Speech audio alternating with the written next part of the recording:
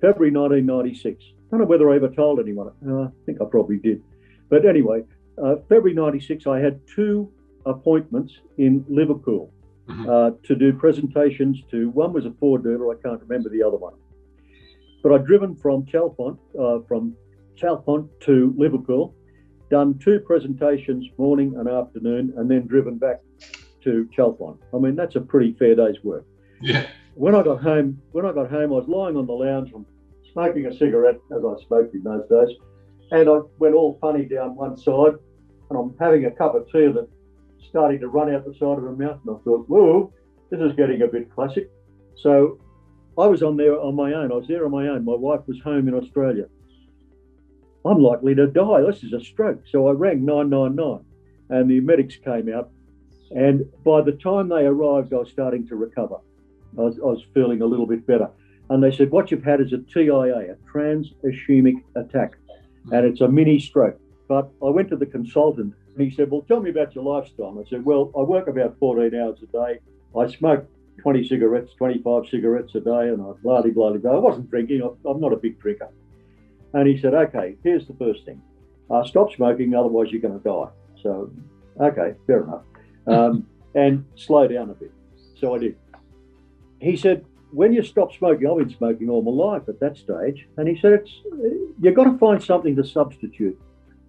So I thought, what would I do to substitute smoke? I've always wanted to fly gliders. I've had a pilot's license for 30 years. So I went up to Booker, up near Beaconsfield there, and I learned to fly gliders.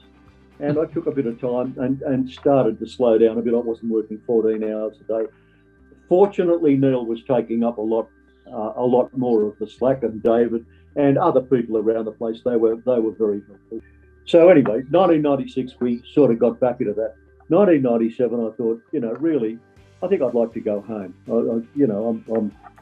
I'd rather be home. So I think about May, I left to go, July, I left to go home.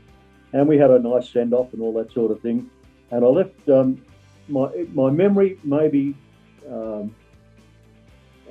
erroneous here, but I think from memory, I left Neil in charge of the south, David in charge of the north. And that's how it sort of was going.